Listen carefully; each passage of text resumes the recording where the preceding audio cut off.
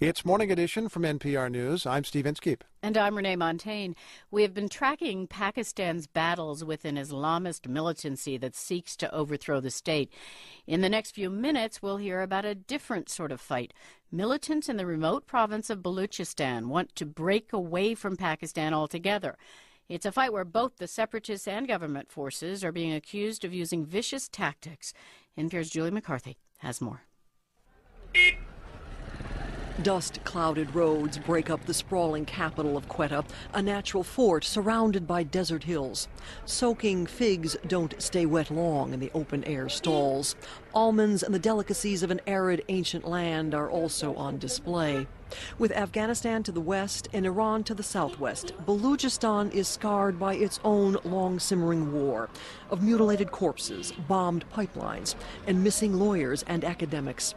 On one side of this fight is an insurgency, a mix of nationalist groups such as the banned Baloch Liberation Front. Non-violent groups support independence as well.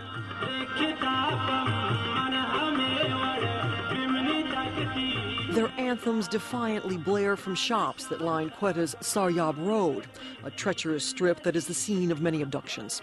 These are blamed on the other side of the conflict here, Pakistan's shadowy intelligence agencies and state security forces. And rights violations are intensifying, says the country's Human Rights Commission. Targeted killings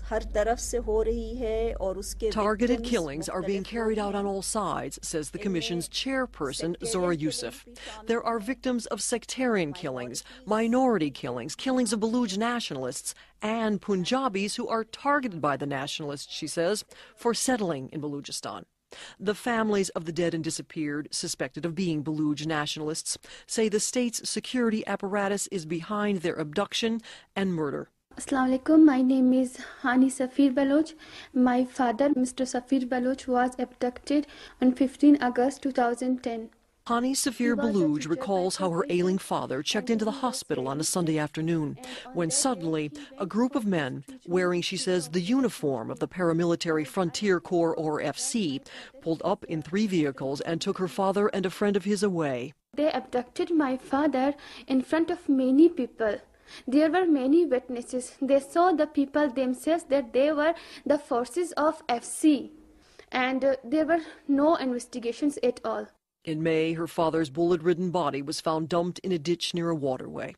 Safir Baloch was a teacher and reported to be a member of the pro-independence Balochistan national movement. It's not banned, and daughter Hani Safir says her father did nothing illegal. The ordeal has devastated her family. Now we all have migraine attacks. We are going to psychiatrists.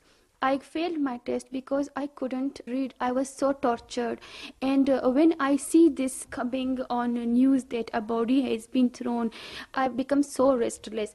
A variation of that story was repeated in a dozen clandestinely conducted interviews with family members of the disappeared. Fear and uncertainty pervade Quetta. Pakistan's Human Rights Commission says it has strong evidence that Pakistan's security forces are involved in enforced disappearances and killings. It says since last July, the bodies of 140 Baloch men have been recovered. Victims, critics say, of a state policy of kill and dump. The number of missing varies from 100 to 1,000. But I.A. Rahman, the Secretary General of the Human Rights Commission, says there's no genuine inquiry to ascertain the facts. What action has been taken? The problem is there, but the degree of insensitivity, the degree of indifference, is beyond description. Even the Balochistan government looks helpless in the matter. We asked Baloch Minister Sadiq Ali Umrani who is arresting and killing these people. Law enforcement agencies, he says. Which ones, we ask. I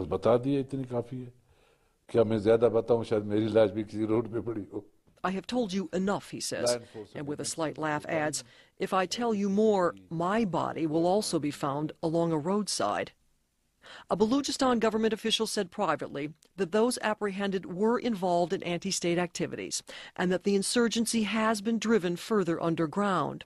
What increasingly troubles the people of Balochistan is all authority in the province seems to vest with the security forces that the Human Rights Commission says enjoy complete impunity. Julie McCarthy, NPR News, Islamabad. And NPR's Abdul Sattar contributed to that report.